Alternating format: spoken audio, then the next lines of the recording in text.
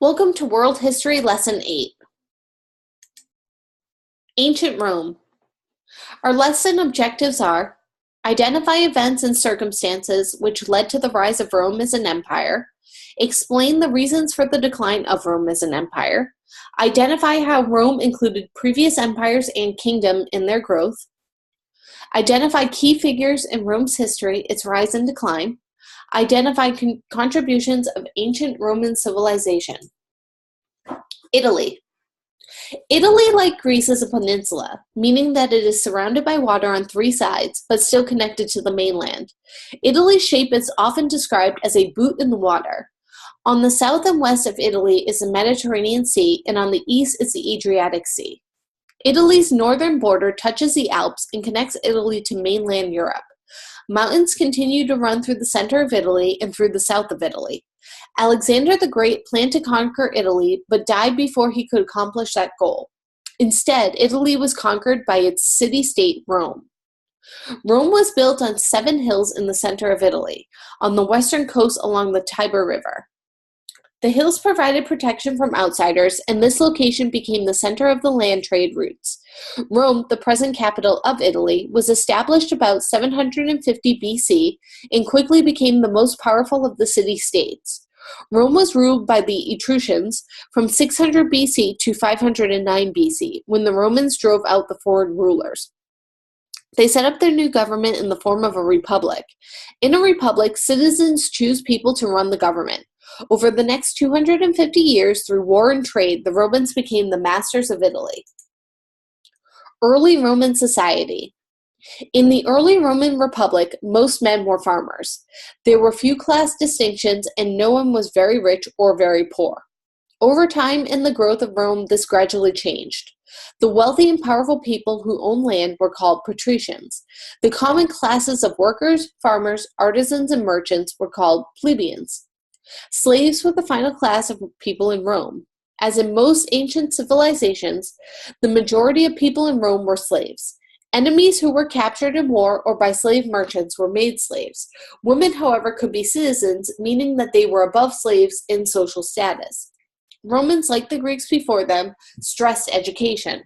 Children were trained in moral conduct and good citizenship at home, and history was studied at all levels. Roman literature, like that of the Greeks, speaks of man's relationship with the gods. Like other ancient civilizations, the Romans were polytheistic, meaning they believed in many gods. The Roman government. The new Roman Republic was governed by the Senate, 2 consuls, and 2 assemblies. The Senate, the most powerful branch, was made up of 300 men who served for life. The Senate advised government officials and proposed laws. The Assembly of Centuries elected 2 consuls who served for 1-year terms. The consuls held authority over other officials in the government. Each consul could veto the actions of the other. Both had to agree on decisions made for the Roman people. Only patricians could serve as consuls, sit in the Senate, or hold most government offices. The government of the Roman Republic had some democratic features, such as legislative assemblies. The Assembly of Centuries had legislative power and dealt with military issues. This assembly could declare war and elect the people to serve in the government. The plebeians elected an assembly called the Assembly of Tribes, but it had little power. Though without the financial power of the patricians, the plebeians were able to gain more power with a cunning plan. To get the patricians' attention, the majority of plebeians moved out of Rome. The patricians learned they could not manage without the services of these common citizens, so they agreed to give the plebeians more power in the government. The Assembly of Tribes elected officials called tribunes. The tribunes could veto law in the Senate that the plebeians did not like. Gradually, the plebeians' power increased. About 450 BC, they won the right to have the laws written down. The written laws, called the 12 Tables, were carved on bronze tablets and hung in the public forum. The codification of laws prevented judges who were nobles from interrupting unwritten laws to favor their own class. The Republic grows. Throughout the history of the Roman Republic, the Romans expanded their territory through warfare.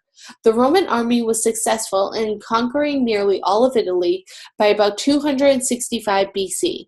As their power increased, the Romans had conflicts with other powerful kingdoms. One of these conflicts was Carthage, a city-state located in North Africa. Both Rome and Carthage wanted to control the Mediterranean Sea and its lucrative trade networks. Rome and Carthage fought against each other from 264 BC to 146 BC in a series of three wars called the Punic Wars. In the First Punic War, 264 to 241 BC, Rome defeated Carthage and gained Sicily, Sardinia, and Corsica. However, the Second Punic War, 218 to 202 BC, a great young general from Carthage named Hannibal surprised the Roman army by attacking the empire from the north. Hannibal marched through Spain, across the Alps, into Italy, and south towards Rome. Despite the difficult trip, Hannibal and his army, which famously included war elephants, invaded Italy and fought the Romans for 15 years. At first, Hannibal won many victories, but he was unable to seize the city of Rome. The tide of battle gradually turned in favor of Rome as the Romans' armies defeated the Carthaginian army sent to help Hannibal and denied Hannibal the ability to replenish his losses. When the Roman army threatened the city of Carthage, Hannibal was called home to defend Carthage, but Rome was able to defeat Carthage and take over its empire, reducing Carthage to a second-rate power. As a result of the wars, the Romans expanded their territory even further across Europe by conquering Spain and much of northern Africa. In the Third Punic War, Rome attacked Carthage and destroyed the city. They also conquered Macedonia and Greece. Later, the mighty armies of Rome conquered lands in the Middle East and Egypt. By 100 BC, almost all of the land around the Mediterranean was under Roman control. The end of the Roman Republic. The expansion of the Roman Republic brought changes which led to the end of the Republic. Some people gained immense wealth and became rich for the first time, became greedy and less disciplined. As the riches of war came into Rome, the people's attitudes towards the state changed. Many lost traditional feelings of discipline, patriotism, responsibility, and public duty and became more interested in their own well-being. Troubles for small farmers. However, the wealth of Rome didn't reach everybody. Taxes to maintain the armies and glory of Rome were high. Many farmers had to sell their farms to be able to pay taxes. Rich Romans would purchase the various farms to create large farms and use slaves to work them. The free farmers moved to the city to find jobs, but there were none available. Slaves captured in war and imported held jobs that were previously performed by the common people. Many of these farmers and workers became unemployed, poor, and hungry. An unhappy and out-of-work mob was troublesome, and the leaders of Rome feared a revolt. The many wars hurt farming in other ways. Armies marched through regions, ravaged the land to supply themselves, and much land was destroyed in battles. Farmers became jobless and had to depend on the government to feed them. This growing class of poor had little power in the government. To keep the angry mobs happy, Roman politicians sponsored free government programs of bread and circuses providing cheap food and wild entertainment to distract the people from their troubles. The Gracious brothers attempt reforms. Rome was often torn by fighting between the plebeians and the rich patricians. Violence and civil war divided the country. Two brothers, Tiberius and Gaius Gracchus, were elected by plebeians and tried to help the masses of common people by giving them farmland gained in the wars. The patricians were alarmed and thought this to be an attack on their wealth. One brother was murdered and his supporters were attacked and killed. The other brother committed suicide, and fighting between the classes continued. Conditions grew worse in the Roman Republic. Change in the Roman army. Along with the economic and social problems, another problem developed. This problem developed in the Roman army. Instead of keeping the military draft, the Romans began a new system for enlisting soldiers, which allowed generals to recruit their own armies. This reform, which allowed people to serve if they wished to, planted a seed for revolution. When generals recruited their own armies, soldiers gained their allegiance from the republic to the generals in command. The generals who gathered the strongest armies could defy the government, and under the right circumstances, a general with a powerful army could take over the government. Under these conditions, resulting from the rapid expansion of the Republic began to crumble. By the 2nd century BC, the Roman Republic was suffering from a bitter civil war as various generals fought each other to gain control. Julius Caesar, a famous general, returned to Italy and became the ruler at the end of the Roman Republic. Rome, from republic to dictatorship.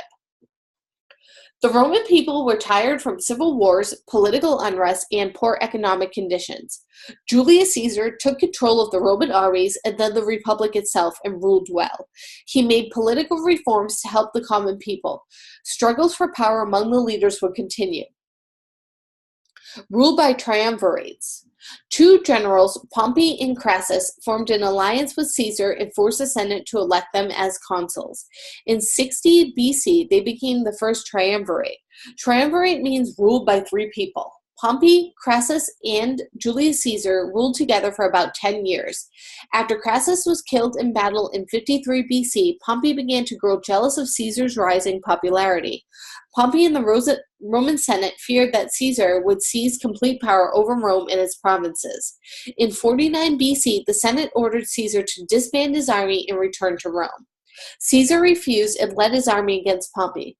In 48 BC, when their armies eventually fought, Caesar defeated Pompey and his allies to become the sole leader of Rome. Although Caesar was a dictator, he did make some major contributions to Rome. For example, he expanded Roman citizenship to include non-Italians and improved the Roman calendar. In 44 BC, Caesar was named dictator for life.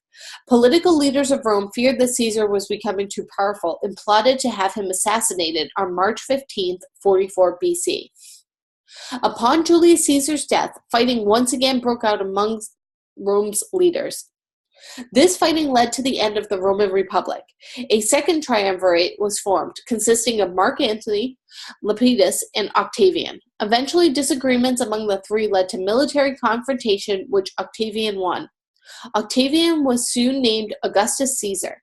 Under his rule, the Roman Empire was established in 27 BC, and today he is remembered as the Emperor Augustus. The Roman Empire. Augustus is known as one of the world's greatest leaders and a wise ruler. Augustus immediately set out to reform the Senate, and by doing so, he took power away from the Senate. Augustus worked to improve the government, stop the warring amongst Rome's leaders, and help the jobless. He ruled the empire in a fair manner. During the period from Augustus's rule in 27 BC to the end of the reign of Marcus Aurelius in AD 180, or for about the first 200 years of the empire, the Romans enjoyed a time of relative peace and security. This period is called the Pax Romana, which means the Roman peace. However, there were some problems after Augustus's death in AD 14. The Roman Empire experienced political troubles over the next 80 years. Although there were good emperors, like Claudius, some were corrupt, cruel, or incompetent. 2, Caligula and Nero, were either insane or unstable. After Nero, the empire was ruled for almost 20 years by emperors who were controlled by the army. After the military dictatorship came a series of 5 good emperors who ruled wisely. The last of these, Marcus Aurelius, reigned from AD 180. After his death, the empire entered a long period of decline and suffering. As the empire expanded, more and more foreigners came to live in Rome. These foreigners, called barbarians by the Romans, would eventually overthrow the government. Rise of Christianity. Another important event took place during this period. As the once powerful Roman Empire declined, many Romans turned to their old gods, Mars, Jupiter, and Minerva. Other Romans looked to the teachings of Greek philosophy, which taught people to accept their fate with quiet courage. In the 1st century AD, still others turned to a new faith that had been founded in Palestine. This faith was called Christianity, a religion based on the teachings of a Jewish man named Jesus. Although it grew slowly at first, Christianity would become one of the most influential forces during the Roman Empire's decline and throughout the later history of Western civilization. Unlike the Romans, who believed there were many gods, the Christians were monotheistic, meaning they believed in one God. As the Christian belief grew in popularity, the leaders of the Roman Empire became nervous. Christians were mistreated by the emperors because they were afraid they would rebel against them. The Christians refused to worship the Roman emperor as a god or join the Roman army. In AD 64, Nero ordered the first persecution of Christians. 2 apostles, or followers of Christ, named Peter and Paul, were killed during Nero's rule. Roman leaders blamed the Christians for the political and economic decline within the Roman Empire. Christians were driven from the empire, imprisoned, and tortured. Toward the end of the 2nd century AD through the 3rd century AD, Christians were persecuted in every corner of the Roman Empire. In the year AD 303, the Emperor Diocletian began the most extensive persecution of Christians. Thousands of Christians became martyrs, or people who chose to die rather than give up their beliefs. This period of persecution had the reverse effect of what Diocletian intended. In spite of mistreatment, Christians continued to practice their religion.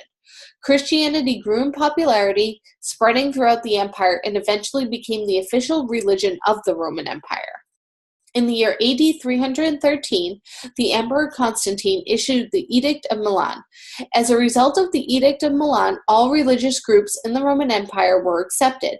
Constantine did this after having had a religious experience that converted him to Christianity 1 year earlier. Emperor Theodosius made Christianity the empire's official religion in AD 380. Fun fact. Emperor Constantine issued the Edict of Milan after defeating his fellow Roman at the Battle of the Milvian Bridge. Emperor Constantine is said to have had a vision of Jesus Christ promising victory if he marked his soldier's shield with an XP, the first 2 letters of the Greek word expistus, or Christ. After his victory, he issued the Edict of Milan in 313 AD. Now known as Constantine the Great, he was baptized shortly before his death in April of 337 AD. The decline of the Roman Empire. Following Marcus Aurelius's rule, Rome had few good emperors. Revolts and wars were frequent within the empire. 2 emperors stopped the decline for a time. They were strong and powerful and took control of the government. The first was a general Diocletian, and the second was Constantine. When Diocletian became the emperor in AD 284, his first effort was to restore order in the empire and increase its strength. To improve administration, Diocletian divided the Roman Empire into an Eastern and Western Empire. Because the empire had grown too large for one ruler, each part had its own emperor. Diocletian himself ruled the Eastern province and turned over the rule of the Western province to an associate. When Diocletian retired in AD 305, civil wars broke out. These wars continued until Constantine came to power in AD 312. What's next? Take the time to go back and review the lesson on your own. After your review, complete the lesson review for the lesson and submit for grading. Remember, your submission should follow all the rules for standard written English. All submissions must be written in your own words and sources used cited at the end. How to cite sources in APA format. When you reference a source within an APA-style paper, whether it is using a direct quote, repurposing an image, or simply referring to an idea or theory, you should insert an in-text citation, the author's surname and the date of publication within parentheses, straight after a direct quote. The URL citationmachine.net will assist you in creating citations.